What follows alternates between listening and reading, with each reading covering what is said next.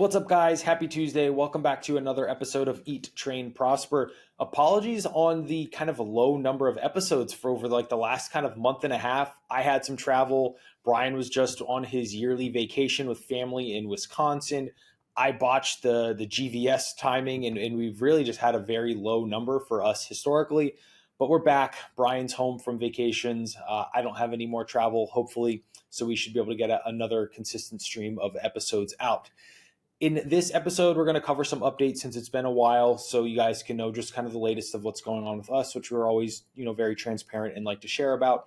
And then we have 4 questions that we're just going to kind of go on a deeper dive in throughout the episode. I'm going to cover them from a very, very high level really quickly, just so you know what's coming for the episode. So first is on a food pyramid graphic posted by Max. Lugavere. Okay, Lugavere, thank you. I was like, I'm not even going to try and botch this, but it's someone that's a bigger social media personality, puts out pretty good information. And we got a question on that. We have a cardio question for improving the recovery period for like a sport in between sport bouts, the sport being tennis, which I think is a pretty interesting one. Pairing hypertrophy work alongside CrossFit, which is something that Bryan and I know very, very well from a personal level. And then lastly, if we ever use pre-fatigue methods with our hypertrophy training, which I'm very excited to talk about because I am a big fan of that, actually. But before we get into the questions, Bryan, what's going on, my friend? Yeah, there's a lot of updates today. It's been a long time, and it feels really good to be back on the regular program here. I think that this section we had of 4 weeks where we only put out one episode is the biggest break we've taken in, I guess, 2.5 years of doing this podcast. So definitely feels good to be back on schedule. Glad I'm home and things are more routine from here. So one of the things that's been on my update list for a month now, and I haven't had a chance to talk about with everyone, is my blood work that I did. The blood panel came back. And this was the one where I finally took some time off prior. So I had discussed on the podcast how my liver enzymes and my kidney enzymes seemed to be higher than you would want them to be. The liver ones were still in range, but they were kind of in the middle upper part of the range. And then my kidney ones were all just high. And the theory there was that that was a result of creatinine, which then affects the EGFR reading because it's based on creatinine. And we had assumed over the years that it's been high just because I take creatine. And so I stopped taking creatine. I did a washout period for 6 weeks and I took the time off heading into it, and still my creatinine was high. And so I think I've realized that that's not that big of a deal because I eat a high protein diet and I have a high level of muscle mass. And so regardless of whether I take creatine or not, my creatinine probably will be elevated anyways. And so this time what we did was we checked a marker called C-statin C. And that is a way to assess kidney function in the absence of the impact of muscle mass or creatine or high protein diet or anything like that. And so my C-statin C number came back in range, but toward the higher end of that range. However, when it was put into a formula and filtered down to EGFR, which is something filtration rate. What does the EG stand for? Estimated glomerular filtration rate. That one, yeah. So when you put the C-statin C number into the EGFR formula, I came back normal. And so I feel much better about kidney function. Liver function didn't change a whole ton even with the time off. I dug a little deeper into that, and I'm wondering if that, it seems like liver markers might be sensitive up to a week of time off prior to training, and I only took 2 or 3 days off. So I'm wondering if, that's a piece of it. But either way, my liver numbers were in the mid to high 20s, and the range is 20 to 40. So I'm solidly in the middle of the liver enzyme range. Not a big deal there. Testosterone was still in the low to mid 300s. So that seems to just be where I am. That's been where it's been for a decade or so. And then on the positive side, one of the other things we were looking at was Oh, I'm blanking out. It's an oxidative reverse T3. So reverse T3 has been consistently on the higher end for me, sometimes a higher out of range and sometimes just kind of high. This time it was a 15, and I think the top of the range is like 23 or 24. So it was solidly like the lowest reverse T3 I've had in a really long time. And so those are the main things. As far as like action items or, another one was uric acid was kind of high. It was still within range, but it was higher than I think the guy I'm consulting with wanted it to be. And so that may just be a factor of the fact that I eat a lot of fruit. And it could be a little bit of genetic too. He wants to send me to get an MRI to figure out the testosterone thing because he's said there are no signs that I'm having an issue with the communication from the brain to the testes. So like LH and FSH. Yeah, luteinizing hormone and follicle stimulating hormone. Yeah, if LH those were, and like, FSH super high are okay. They're not like where like the best they could be, but they're okay. And so he doesn't think that there's like a communication issue. So he actually wants me to get an MRI on my pituitary. Apparently he experienced the same thing and said until he got that MRI and realized he had I don't know if it was a lesion on the pituitary or something like that, but until he got that corrected, he said his testosterone was similar to mine. And then as soon as that issue was resolved, testosterone went up into the 600s. So I'm at least going to entertain getting this MRI and seeing what to do from there. But I don't want to belabor this topic on blood work too much because I do want to talk a lot about my metabolic cart testing and VO2 max testing and stuff that I did yesterday. Do you have any final thoughts on blood work? I mean, the only thing I was going to say is one, what was like free testosterone and sex hormone binding globulin like? Were those correlative with the lower one or not? And then I was going to make the joke around like, well, you have insurance, like you might as well use it, right? With the MRI sort of thing. That's like I wouldn't call it a downside, but kind of the thing is like you pay for insurance, but when you live this lifestyle, like you never really use it sort of thing. So it's like, hey, at least go, well, this wouldn't be covered by insurance, right? Unfortunately. Of course. Yeah. And regarding SHBG, I think that was in the normal ranges as well. So he looked at that FSH and LH to kind of assess that the communication was okay between brain and testes. And that's why the pituitary issue popped up. So we will see what the deal is with that. Regarding free testosterone, that's also been consistently about the same for a number of years. It's right about that like 6.5 to 7.5 range, which is low end / slightly lower than the range, which kind of falls right in line with my free testosterone as well. So, or rather with my total testosterone. Do you want to jump into an update real quick before I get into cardio things? No, let's talk cardio and then I'll cover mine. Cool. So I did this metabolic cart testing yesterday, and there was some good and some bad from it. Some things that I'm kind of working through. Basically, the way that the test worked was that I went into the lab here in Boulder. They hooked me up to the whole machine, the VO2 max thing. There's the big tube and the mask and all that stuff.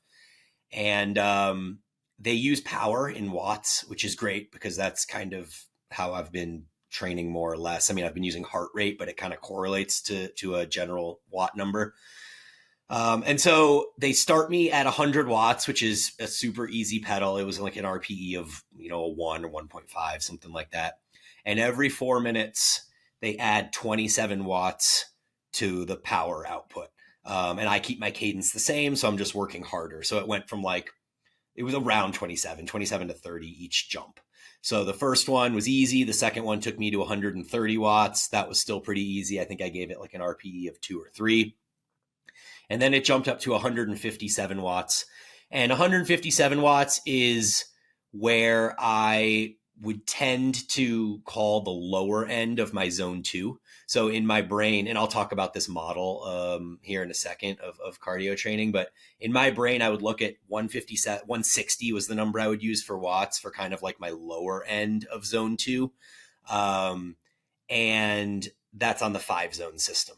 And then there's a higher end of zone 2 as well. The thing with all of zone 2 in this 5-zone model is that all of it is supposed to be under what would be considered 2 millimole of lactate. So every time that I would do one of these 4-minute intervals where they would add 30 watts, in the last 10 seconds of that interval, they would prick my ear and take my lactate. And the point of that was to see at what point does the lactate start to become a runaway train. So if you're at rest and you're just like sitting here talking as I am on this podcast, my lactate should be plus or minus about 1 millimole. And then as you begin training, it might go up to like 1.3, it'll go up to 1.8, whatever. And eventually it'll kind of stabilize if you don't increase effort. So 160 watts, which correlated to about 125 beats per minute or so on my heart rate, that was a point where I was hanging out at 1.3, 1.5 millimole. So it was very, very sustainable. The curve didn't start ascending up. I wasn't like on a runaway train or anything like that. Then they did the jump to 180 watts, which took my heart rate up into the mid 130s, which is what I usually would call kind of my high end zone 2. And at that point, the lactate jumped to 1.8. So we're still not on like a runaway train, but we're approaching the point where things are starting to get tough. And I gave that an RPE 5. So that's right around where I would consider the top end of zone 2. And the positive side of this was that I was spot on with these assessments. So as I've been training subjectively over the last number of months, I've been just kind of assuming that 160 watts is my bottom, 180 to 190 watts is my top. And this test seemed to validate that. And so that's really cool that the subjective assessments of the talk test and feelings of RPE, sustainability, any sort of these subjective metrics that we use to assess whether we're in zone 2, I had pretty much nailed those. And so that's at least reassuring that I'm training in the right zones. I'm not overcooking the chicken, so to speak. And so that was cool.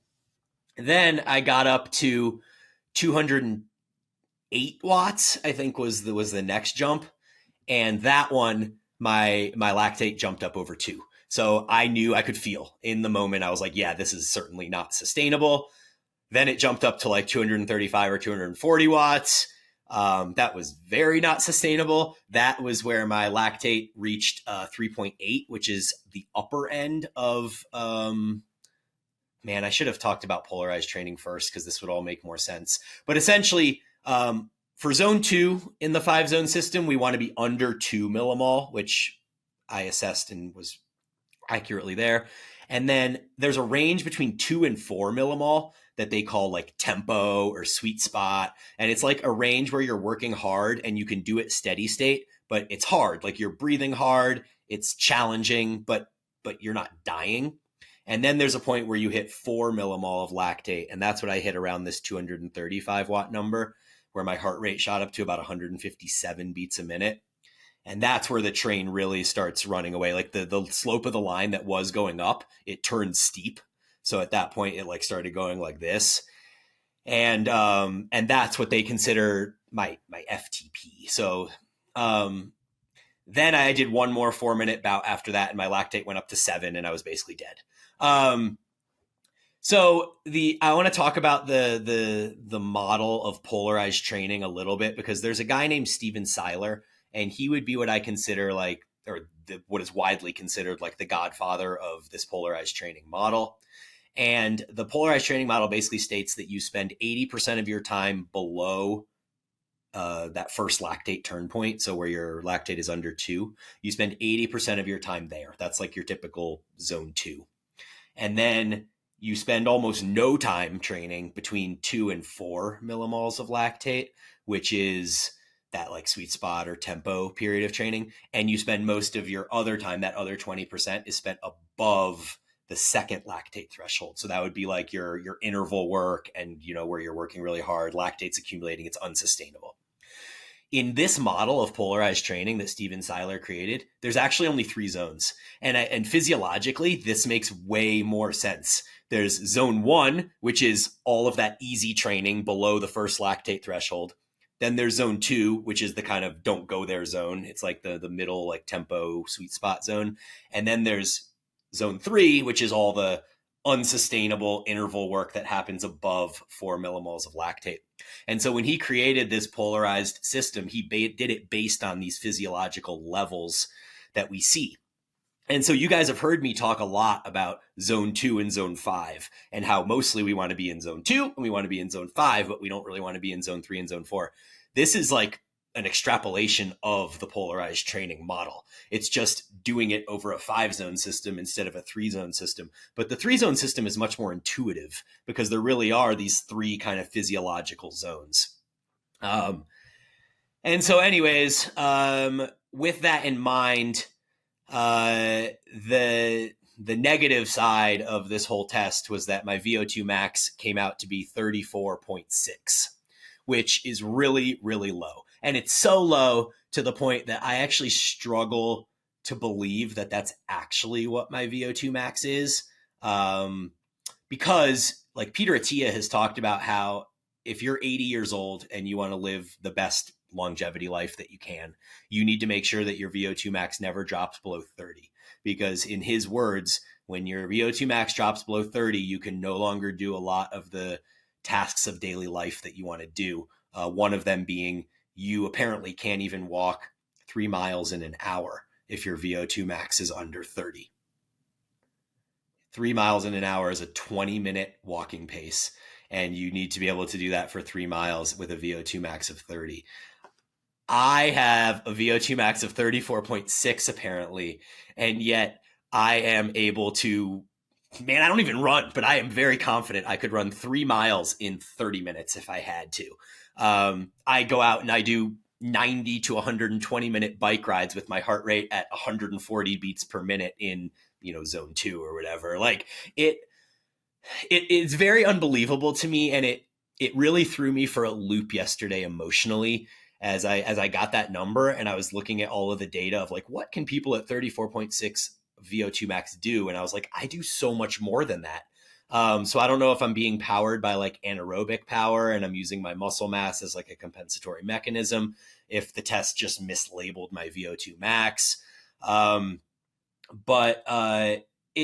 other thing is 34.6 is on the lower end of average for someone my age. So there's like average and then there's the range of average. And I'm like at the very bottom of average. And so in my mind, I'm like, wait, if I'm below average or like slightly lower than average, does that mean there's like 50 or 60% of people out there that have better cardio than me in the world that are my age? So like some random dude that I just pick out from like the middle America can just hop on a bike and like keep up with me. The whole thing it really threw me for a loop, and I've been working through a lot of thoughts on it, but that's the number that came back. So so with that number, you would be the bottom tier of like the bottom average tier of like Gen Pop or like 30 or 40-year-old athletes. No, these are just everybody in the world that's my age. I would be below average. I feel like I would bet on that sort of thing or bet against that. I know. I agree. So it just like, yeah, go ahead.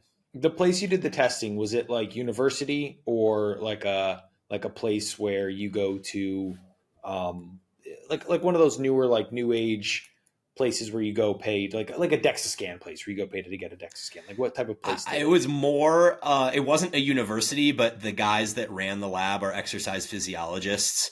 I found them through a podcast called Fast Talk, which is it's an evidence-based cycling podcast where all the people that host it have PhDs. The guy running the test for me had a master's in exercise phys. Okay. Yeah, these guys they learned, and they are in partnership with UC Boulder. So you would think it's accurate. I talked to Dave McConey for a while about this afterwards, and he thinks that the low result was a factor of me doing it cycling instead of running. And he thinks that if I would have done a running test, that I would have elicited a much higher VO2 max.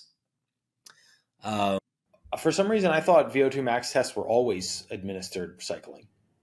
No, I would say that I've actually heard most of them being done running as well. Oh. You definitely can do them cycling. So I don't know. The other interesting factor is VO2 max and max heart rate are supposed to occur more or less simultaneously. But my heart rate on this test never got above 173, which is about 10 beats below my predicted maximum. And so when you look at VO2 max, I think there's a factor of max heart rate, and kind of the discrepancy between resting heart rate and max heart rate has an impact on that, the way that is all kind of put together in some way. But either way, he said, my oxygen and CO2 consumption, leveled off, and it leveled off at 34.6. And so, that has led to a lot of thoughts in my mind, and they're very dichotomous thoughts. On one hand, I have this thought of like, man, if I'm just like so bad at cardio and I can work this hard at cardio and I'm still just so awful at it, like, should I just stop pursuing this and just go back to being like a hypertrophy guy? Because that seems to be genetically where I'm most predisposed. Yes. Second, what? Yes.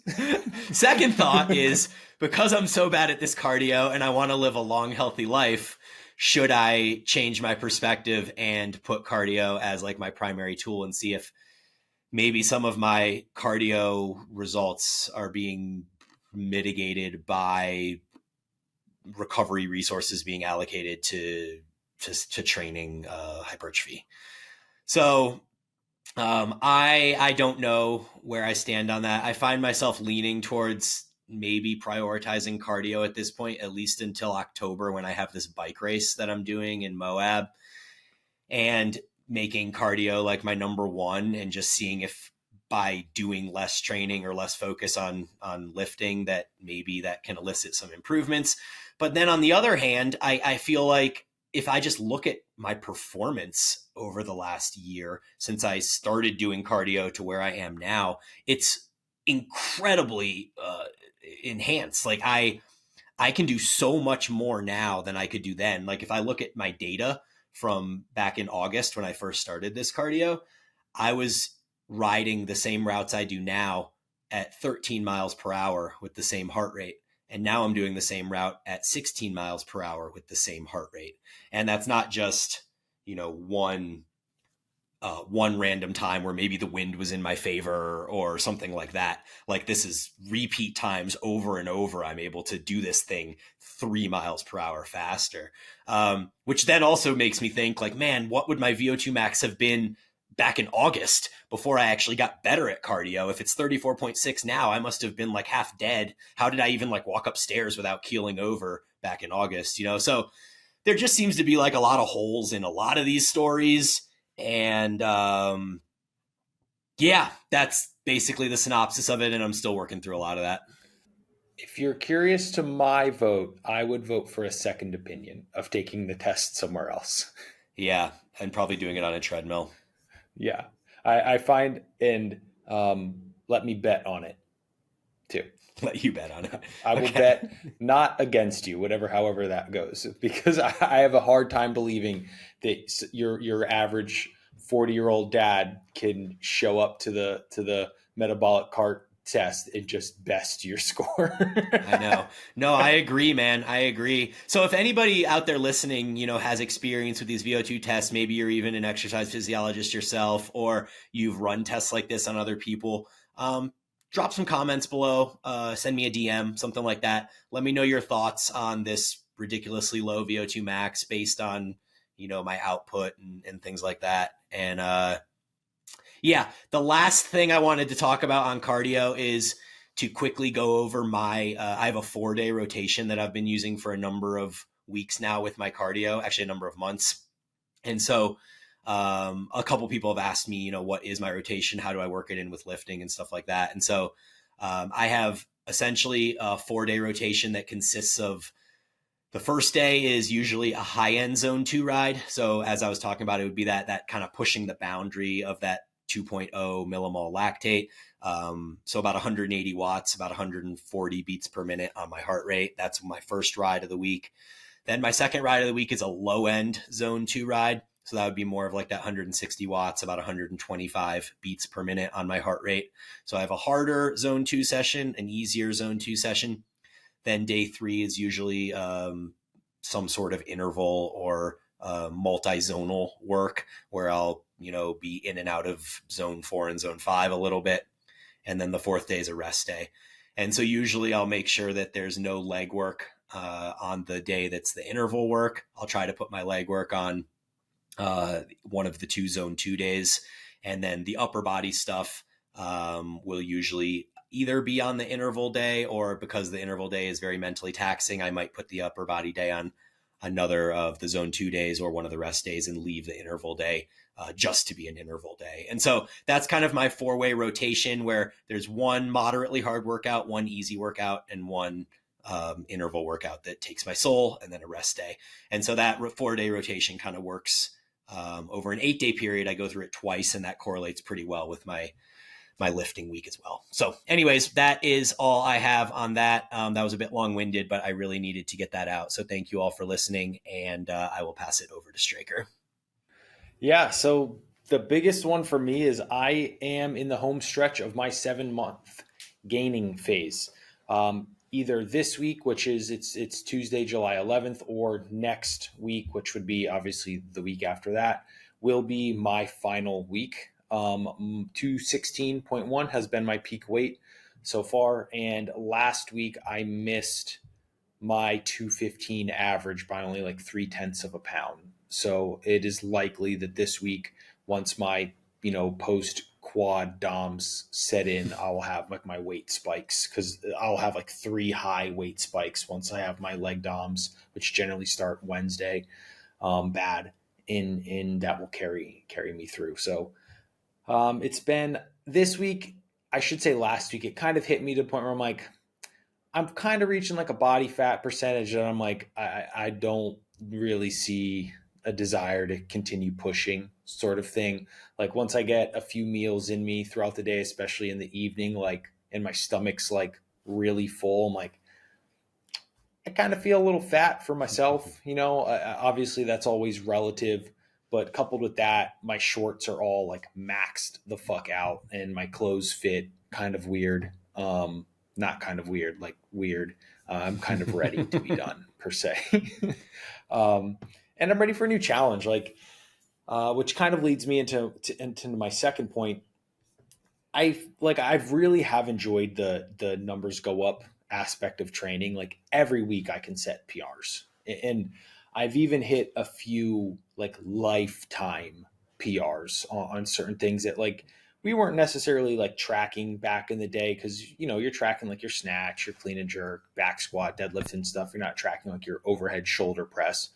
But I ran like the kilo to pound conversion today or last week on the like shoulder press, and I was like, that's a big number. I know I have not used that number before, like shoulder pressing sort of thing. And then what else did I hit? Like chest supported incline dumbbell rows. Like I ran that. I was like, that's never been this high either. So that has been cool. And RDLs are another one that have been like, I'm excited to like hit PRs, but like the cost of what it takes to perform that, it crushes me. I am like central fatigue, like red lines after that RDL set. And I believe I posted this week's one. It might have been on my stories, but there's one from like 2 weeks ago that's up as a reel, and you can kind of see. But those ones like that in my pendulum squat set, like they take my soul. But it has been very fun to know like I can beat it week in and week out. So that there has been that kind of silver lining of the gaining phase, but I am reaching the end of like, I don't want to keep taking my soul each week to continue to beat these numbers per se. Like I'm ready to not be a little bit as fat too. Yeah, I have a few questions on this. So the shoulder press got up to 38 kilos. Is that right? I 36. Did 38 kilos for 9 reps that's strong. Last week, and I'm supposed to do it tomorrow. Yeah. Do you do that first as your first pressing movement? First pressing movement. Yeah. I was doing them the other day, and I was trying to convert my numbers to kilos. So usually I do more of a laid back anterior delt press, because with my ribcage structure, Cass kind of informed me that, I need to be more at like a 45-degree angle, but I've noticed you're at more of like a 60 to 75 degree angle when you do yours. Yeah, the one would like the notch lower would be a little bit too much like closer to an incline press for Yeah. me. Yeah. But yours does look quite vertical when you do it. Mhm. And so I raised the back of my seat by my last session to do it just to kind of see, because I was like, man, 38 kilos. I saw you doing that. I was like, that is a hefty dumbbell. You're over 80 pounds basically at that point. And Yeah, I think it's so like 83 or 84 or yeah, something. yeah. So I was doing it. Granted, it was my second exercise. It was after a horizontal chest press, so I was a little fatigued. But I was using essentially 30-kilo dumbbells, and I was getting about the same reps that you were. So I was a solid like 20 pounds or 18 pounds behind what you were doing, and I was just realizing that like you are getting really fucking strong at that movement.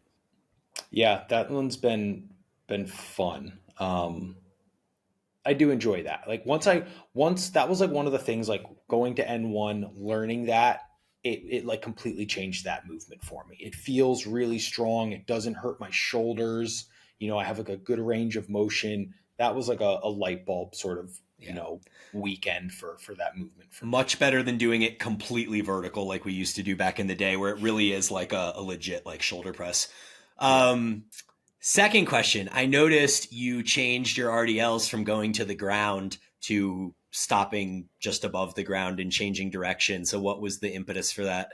So when I came back from the States, my back was quite tight from all the flying, presumably. And, I personally, I know everyone is a little bit different, and it is a bit of like a blurred line. I do really kind of personally view the like stiff-legged deadlift off the ground to be like a different kind of movement than the RDL. There's some people would say it's like the same thing. I would say it's like 90% the same thing. Um, and because the SLDL off the ground requires like a little bit extra mobility and peak range of motion when my back's a little like tight or not feeling like 100%, I always kick over to the RDL.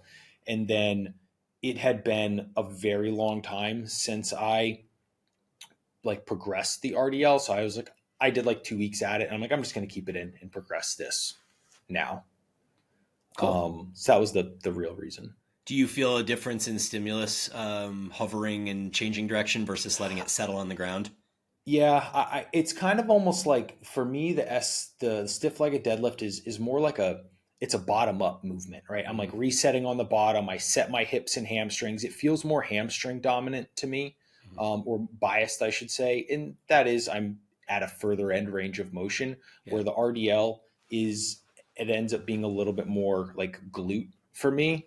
Um, that being said, I am performing this third in the rotation and I basically have a seated hamstring curl and a lying hamstring curl. So I'm trying to purposely like fatigue my hamstrings going into this movement, so that I can use less load on it.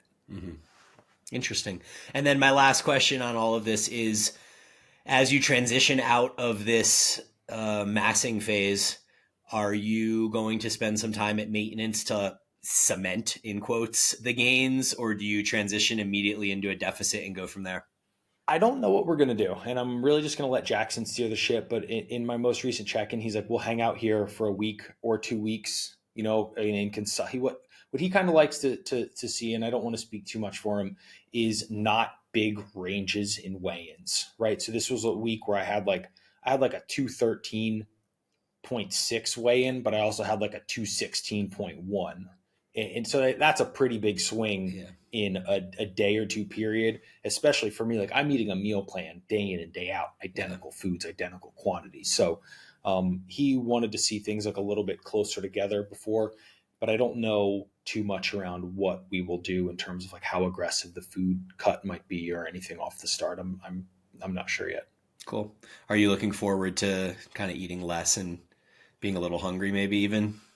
I kind of am, and I was talking to Jenny about this earlier. I'm at this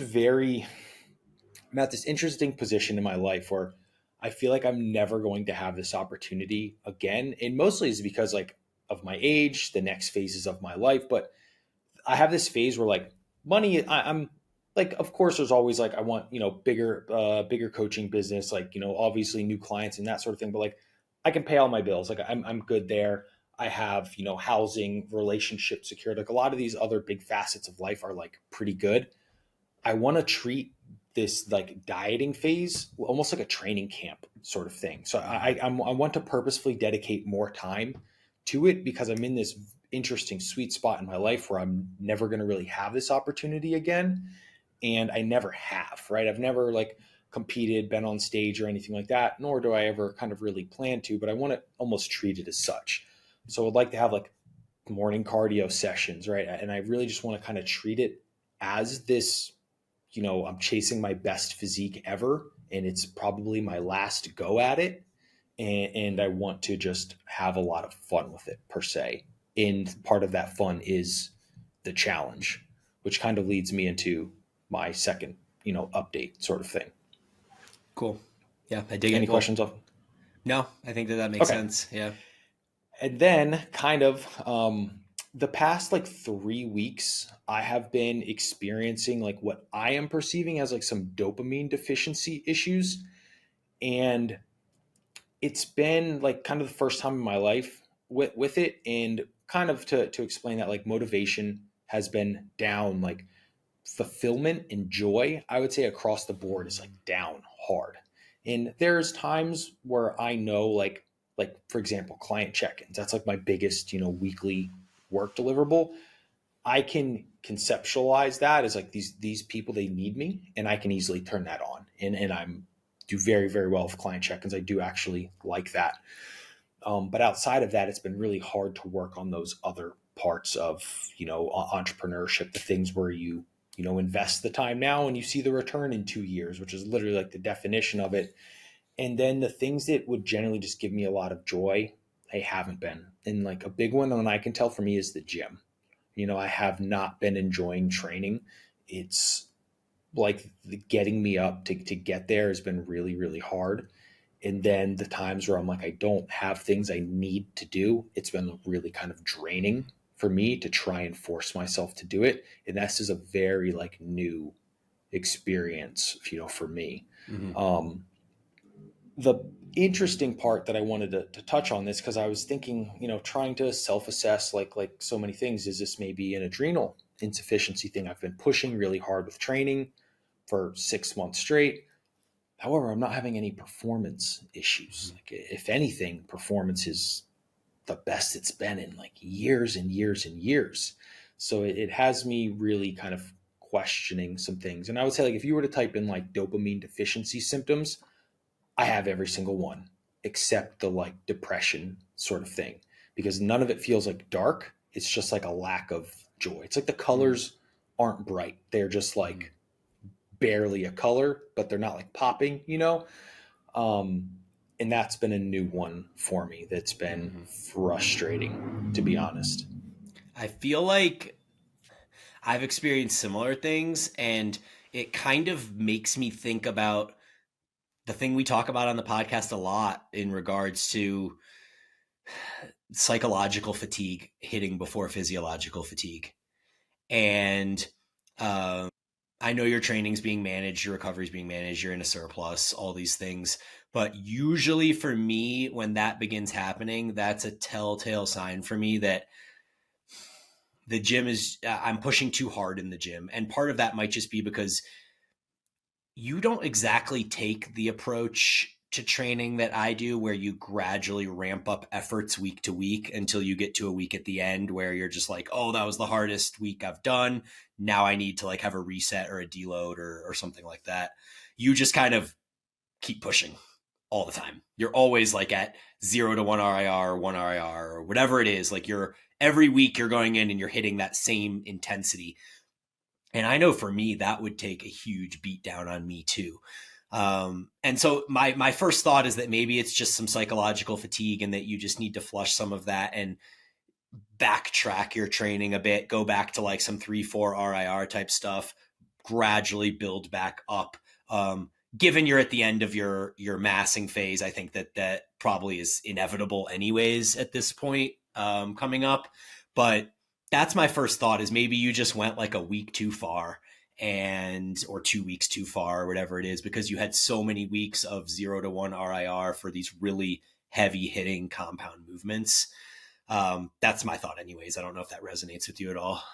Yeah, it does. And it was something I was thinking about, like maybe next week I just hit a deload, even though performance is literally at an all-time high. Maybe I'm, proverbially flying too close to the sun and just haven't like really, really hit the burnout, but it is some of the cracks are beginning to show per se. But it has been like interesting because it's not like 2 weeks ago, it hit hard. And then last week, not so bad. And then towards the end of last week and through the weekend, rough. And what I really find is it's the days where I don't have like a schedule of the things that I need to get done. Because so much of like, Monday, Tuesday, Wednesday, Thursday, a lot of client check-ins, we do the podcast stuff. There's other things. Then as my week, kind of goes into the weekend, it's like, okay, I'm working on prepping some new upgrade stuff. There's, reels to record and those sorts of things. The not very transactional X and O in and out work duties that are more like, hey, building an audience per se, those things I find I'm like, fuck, I can't get anything done today. And my desires like damn near zero. So I was thinking I might test a deload next week. Because it might be the kind of the peak before the diet anyway. In the literature, so Steven Seiler, that guy I was talking about with the 3-zone cardio model, he had an episode I listened to on Fast Talk about burnout, overreaching, and overtraining, and distinguishing between the three. And so burnout is psychological. Burnout is what I guess I would talk about before I need a deload, is just like, hey, I don't really want to go to the gym and hit the numbers that I'm supposed to hit anymore. And that would be burnout. And then after burnout comes overreaching, which still could have some physiological benefits potentially if you were to stop it there. But then if you're not careful, overreaching turns into overtraining, and then you're pretty much fucked at that point for the next few months.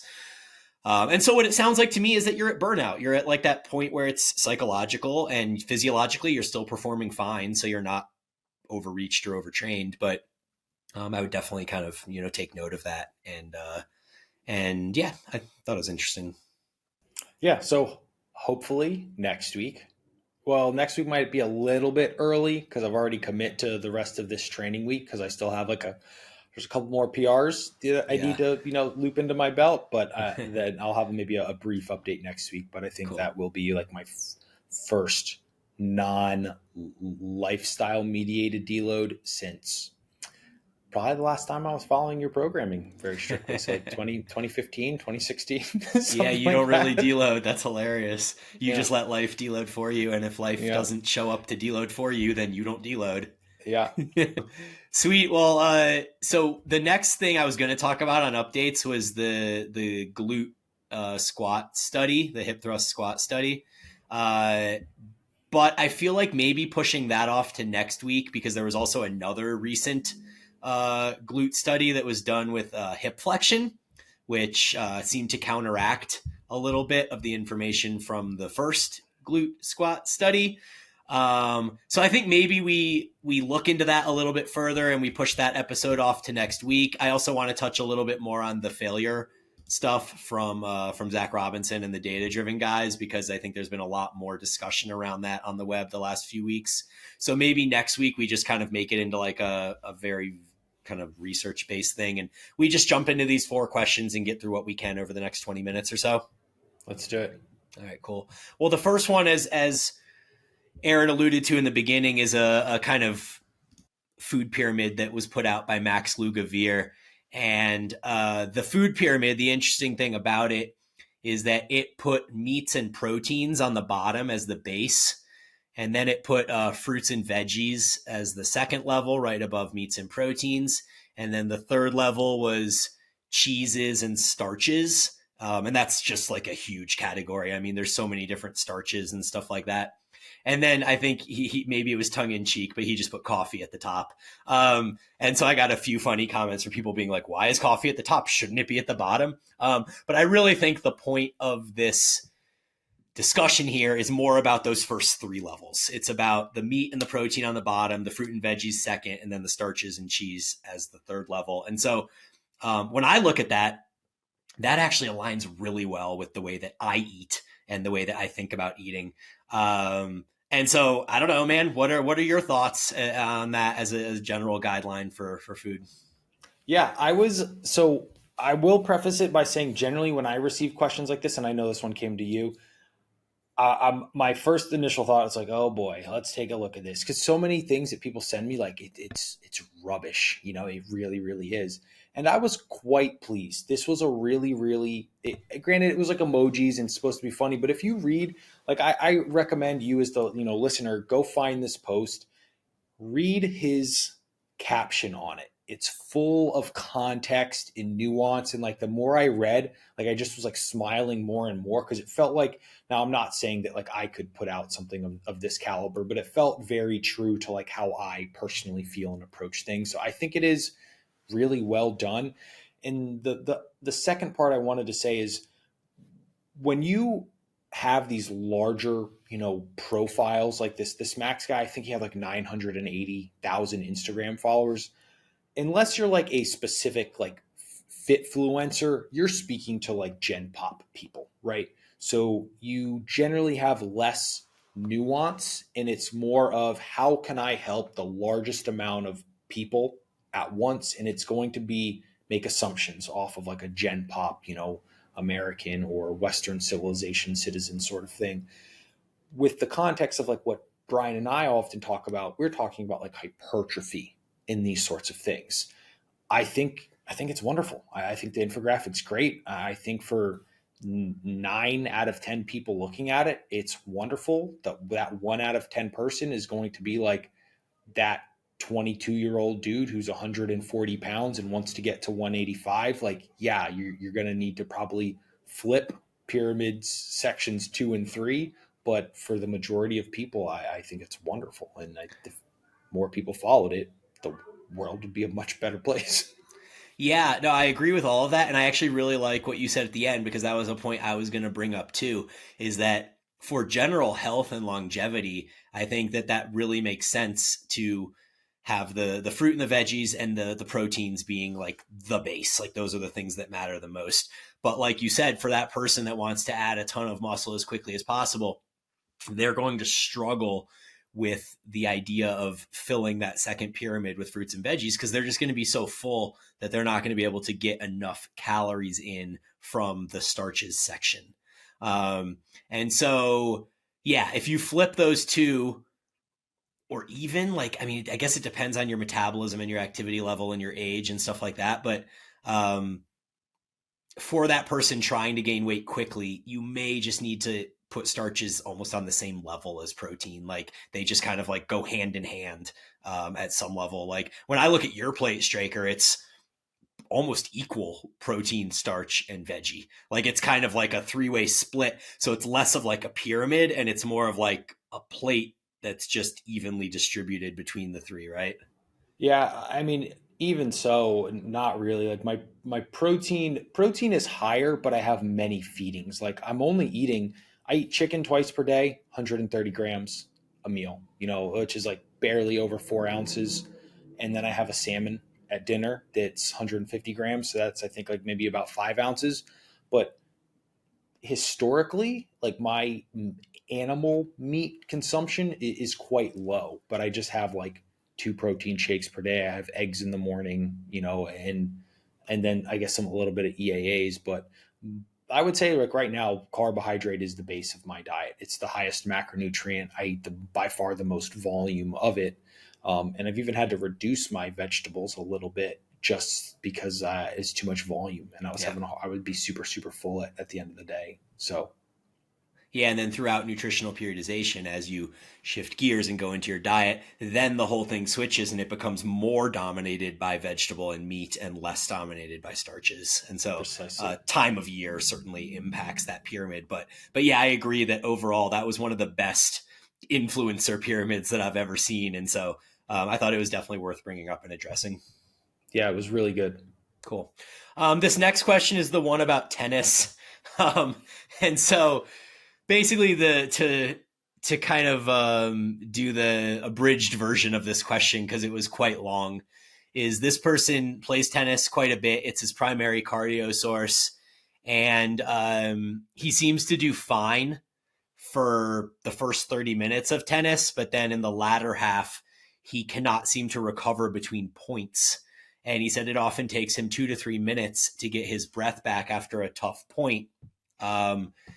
He goes on to say that he's 213 pounds and around 15 to 20% body fat. And he's asking, what type of cardio do you think can improve my cardio recovery? Is air bike a good choice? And so, yeah, that's more or less the basis of the question. Do you want to jump in with any thoughts to begin with? Oh yes, I have plenty. All right. So the first one, I would say, yeah, the air bike I think would be a great, choice. And my second thought there is personally, and of course you're the you are the hypertrophy and the cardio expert on the podcast, but I would say like sprint intervals, because that's, you have a like that. What is it? Is the proper term like the refractory period? Is that term when you're when your heart rate decrease, cardiac recovery or cardiac? Cardiac recovery. That's literally built into it before you need another bout of performance. So that one I think could be probably have a better maybe carryover than a more steady state or a low intensity kind of cardio there. Second point being, when people say like, oh, I'm about 15 to 20% body fat, that's a big range. Like it isn't, but it is, because someone at 15% body fat is like on the cusp of like starting to develop some abs and develop, right? Not actually like having, really good abs. Someone on the cusp of like 20% body fat is like, you're starting to have your stomach hang over your belt a little bit, sort of thing. So it is a little bit of a distinction there.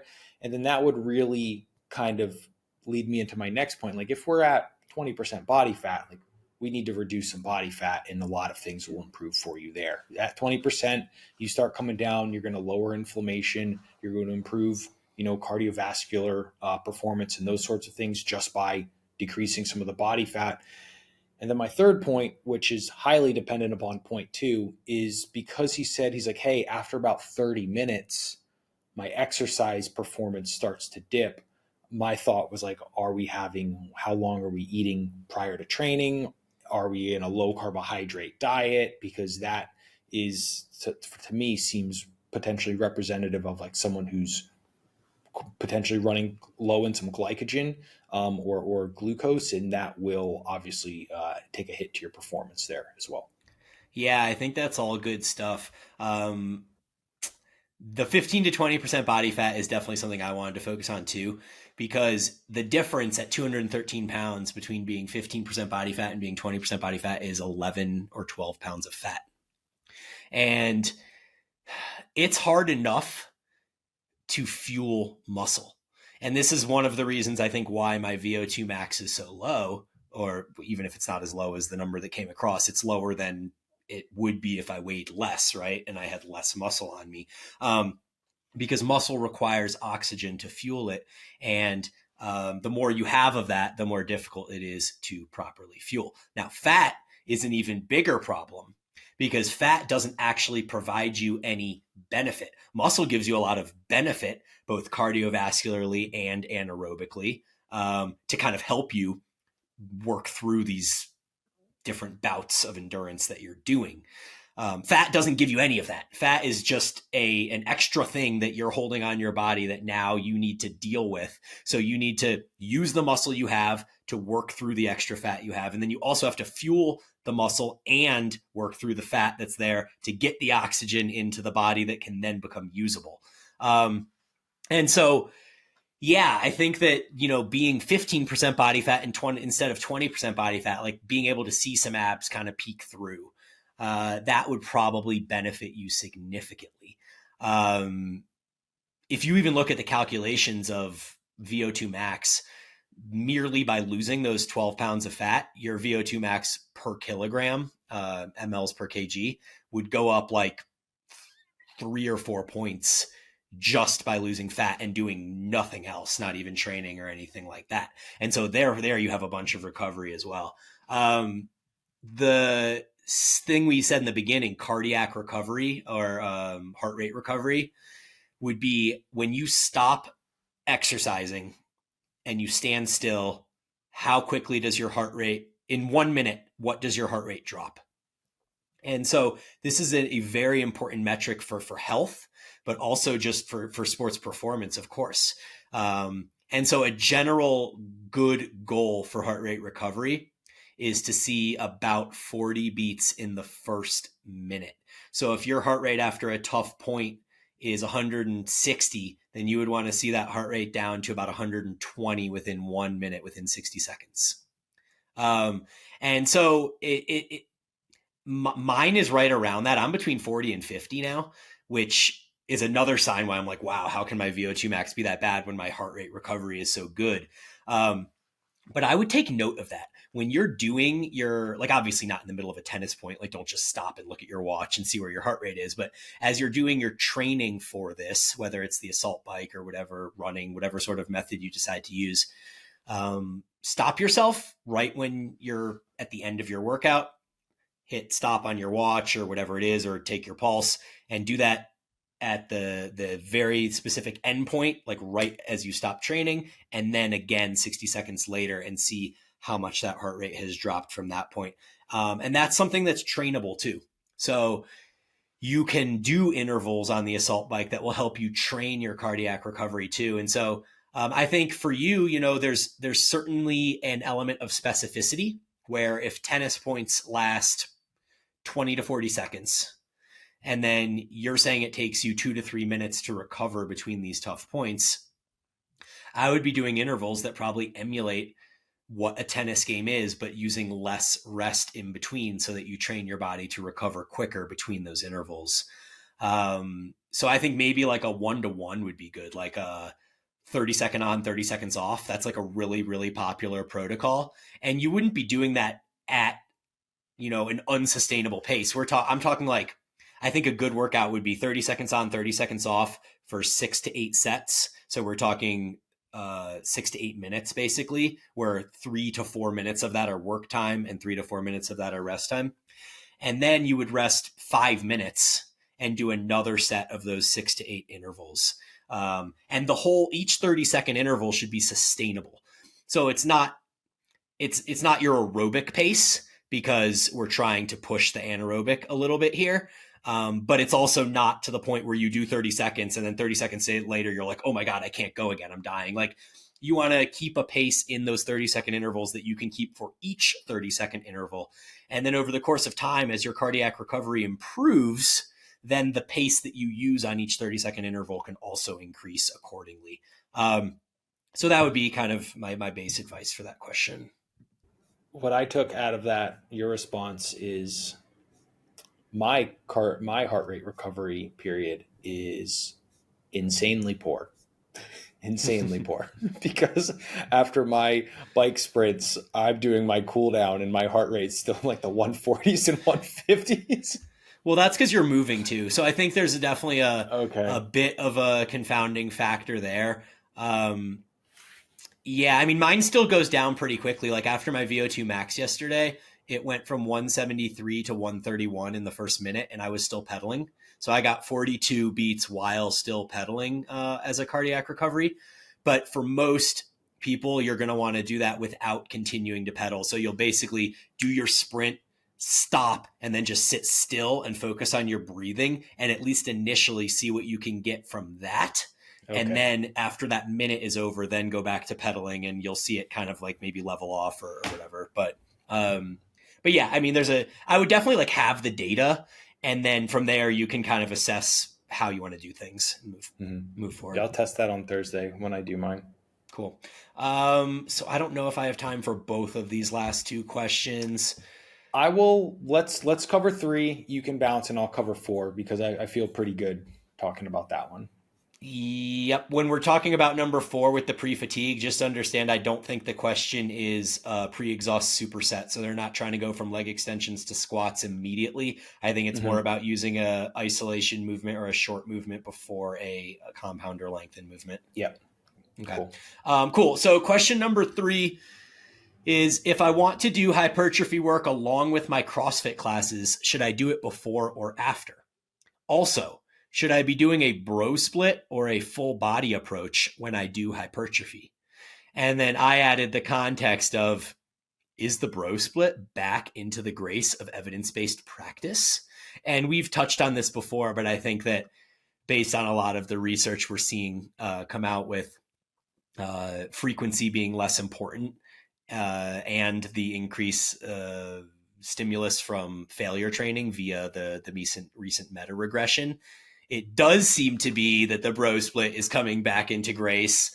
And I know Aaron has been operating on a pseudo bro split with great results over the last number of months. So do you want to attack this first and I'll take on the tail after that? Yeah, let's do that. So the first question in this really is a great way to extrapolate across, many different facets. Which is your priority, right? Because if hypertrophy work and you're like, hey, I want to, improving my body composition or improving specific, hypertrophy on specific muscle groups is my priority, then you want to do that before CrossFit. However, if it's going to then bother you that the person that you always stomp in CrossFit workouts is starting to beat you in the workouts because you just did 10 sets or 6 sets or whatever of like chest work, and now you have, hand release push-ups and you're falling apart. Yeah. One has to take priority, right? And you have to decide which is most important for you. So that's the first part. Second part, should you be doing a bro split or a full body approach? Because CrossFit by nature is a little bit more full body in and of itself, kind of by its, constantly varied design. I wouldn't necessarily recommend like a hardcore bro split, because this is the challenge with pairing hypertrophy work with CrossFit, because of CrossFit's constantly varied nature, is you may end up with a day of CrossFit that's like an insane amount of like overhead pressing and your shoulders are smoked. And then you don't want to go into like, okay, it's my shoulder day, I have to do that sort of thing. So there is likely going to be a need of a dynamic approach. What I do with my clientele that have still want to participate in like 2 to 3 CrossFit classes per day, what I generally program them is 3 sessions: a push focused session, a pull focused session, and a leg focused session. And they place those throughout the week depending upon their recovery capacity and that sort of thing of the CrossFit classes. And then I would say 1 to 2 weeks per month, they only make it to 2 of the 3 sessions that I give them, because they just wouldn't be recovered enough from one of the CrossFit sessions. So it does need to be a little bit dynamic, most likely. Yeah, I think the first thing you said about which one is the priority is obviously the trump card. Like, that for sure is the most important. I think in this case that this guy that posed the question is more or less using CrossFit as his like cardio conditioning. And so I don't think that he's super tied into whether he's like beating people in wads and stuff like that. He's more just like, hey, I would prefer to do this instead of going out and doing like a 45-minute zone 2 workout or whatever. And so in that case, I told him, hey, you should probably be doing the hypertrophy first. And then he was like, why, can you go into detail on this? And I was like, let's add this to the podcast list and we'll talk about it there. And so I do think hypertrophy first in this case, but like you said, if someone's goal is CrossFit or someone's goal is conditioning, then maybe that flips. For exactly a lot of the same reasons that you said, I kind of think that a full body approach might even be better, or at least an approach where you're training similar muscles to what you're doing in the CrossFit class. And especially this works because you don't necessarily care about your results in the CrossFit class. So like, if we know that the bro split potentially could work, then, and you say you have a WOD that is box jumps, pull-ups, and rowing. So we know that that's a pull dominated workout. My intuition would say to do a workout beforehand that's mostly pull based, so that you're kind of training those same muscle groups, and then you have a number of days potentially of recovery to let your pull muscles recover.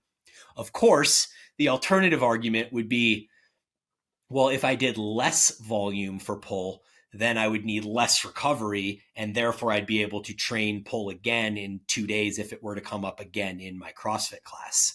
And so there's the two arguments to that, which kind of leads me to that idea of maybe just doing a full body with 1 to 2 sets per muscle group before your CrossFit class could work really, really well, because then it sort of doesn't really matter what your CrossFit class is doing. You can do 2 sets of chest, 2 sets of some back work, throw in a little bit of arms, throw in a squat, throw in a hip hinge or a leg curl, and just kind of do enough to stimulate the body and get some volume without actually causing a ton of fatigue. And then that may actually have less impact on your performance in the CrossFit class too. So I think both ways can work, and I don't even necessarily think one way is better than the other. I do think that if hypertrophy were my main goal, I would probably lean more on looking at the CrossFit workout and being like, okay, it's a pull-based CrossFit workout. I'll do pull work first, and then I'm going to try to take 3 days or 4 days off of pull movements. So hopefully the next CrossFit workout is maybe like push-ups, front squats, and double unders.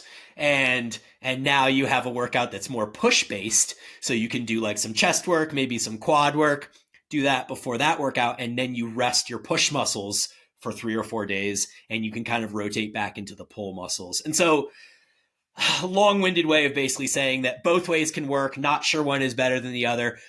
The most overriding important part is managing fatigue. And so you don't want to be doing a hypertrophy workout in muscles that are still sore from CrossFit. So you wouldn't want to do 100 butterfly pull-ups and then a day later come in and do a bunch of bent over dumbbell rows for back work. You would want to separate those out, make sure you're managing your fatigue, trying to eliminate overlapping soreness as much as possible.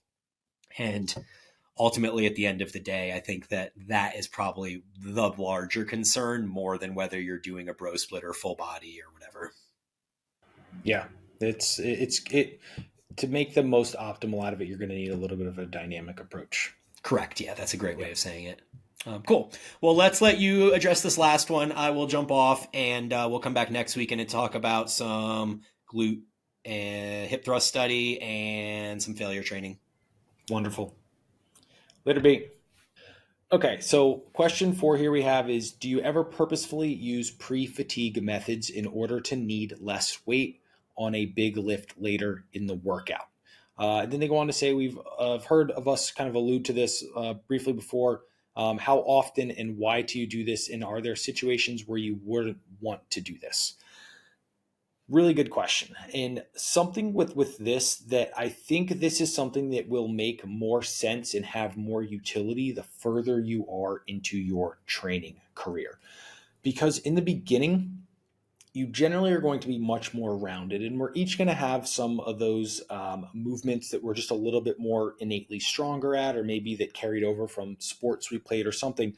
But as your training career, continues to progress, you end up with more muscular imbalances. Some of this is going to be, injury specific. Some of it's just our own personal biases. For instance, I've always just really disliked training abs, so I've never really done that much ab training. Coincidentally, when I have larger compound lifts, generally ones that are either actually loading, like, heavy RDLs, squats, or something like that, my core will break down and stop those sets earlier than like my quads or my glutes, if I'm talking on a squat pattern versus a hip hinge. So that right there is my primary use of using pre-fatigue methods, because I want, let's say in a squat pattern, or let me back up here. Let's use a hip hinge like an RDL or a stiff legged deadlift, because we talked about that earlier in the episode. That's obviously a hip hinge, but you're holding that load in your hands, right? So then you have to stabilize that that load through your core, through your pelvis, and that sort of thing. And it requires a bracing there. And we all know what a really shitty RDL looks like when your back's rounded and your core is compromised. And that's where the movement safety, our safety concern pretty much hockey sticks.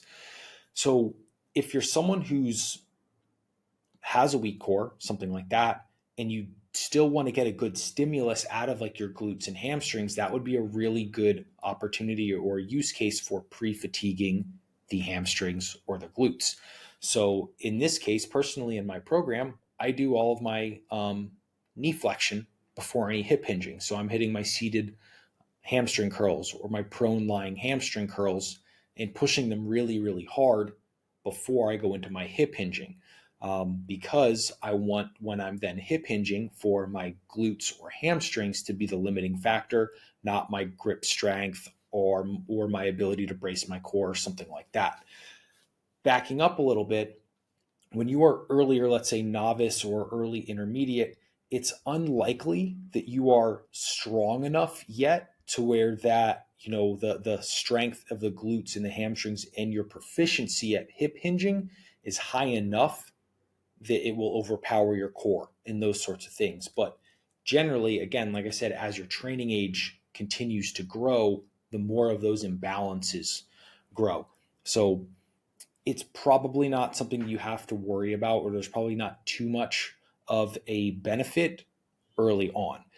I'd even go as far as to say there may be more of a risk to splitting off or purposefully pre-fatiguing early on, because when you're new, or let's say novice or still early intermediate, your movement proficiency isn't quite that high yet, and you don't want to purposefully go fatigued into a highly technical movement like an RDL, a deadlift, or let's say a squat, because you don't want to compromise form since you're already under a pre-fatigued state. But something like, I've been hip hinging for literally 20 years. I can do it in my sleep, whether I'm 1 rep shy of failure or 20 reps shy of failure. That's a different use case there. So the main situations I wouldn't do it is if you're still newer to training, or if you do not have your movement proficiency like really, really locked down and you want to practice those movements fresh because you have the best control over your muscular system before it's fatigued. So that's the times that I wouldn't recommend using it. Or second time I wouldn't recommend using it is if you are in a very, very performance oriented training program, right? Let's say you're chasing a number on a hack squat, right? You really want to get to 3 plates per side or something like that on the hack squat, and that's holds a quite high importance to you. In that case, I wouldn't recommend pre-fatiguing your primary knee extensors with a leg extension, because then the odds of you hitting that 3 plates per side or whatever is obviously going to be lower. But as your use case, as your training career grows and the longer you've been training, the utility is there more. And oftentimes also because you can use lesser of a load, and lesser load generally is going to come with a less systemically fatiguing, let's put it that way. If I can only use 315 pounds for my RDLs and get the same stimulus into my glutes and hamstrings by doing it third in the rotation as I would need, to use 405 if I was doing it first, I'm going to take that, because that 405 is going to be much, much more centrally fatiguing than that 315. So it's one of those things. The utility is there. It's definitely there, but the utility is probably doesn't hold quite as much water until you are pretty far along in your training career, one, and your movement execution and proficiency for those highly technical movements is very, very well cemented, and you can perform them at a high degree of accuracy, whether you're on rep 1 or the final rep before failure of a set. So hopefully I covered that one well.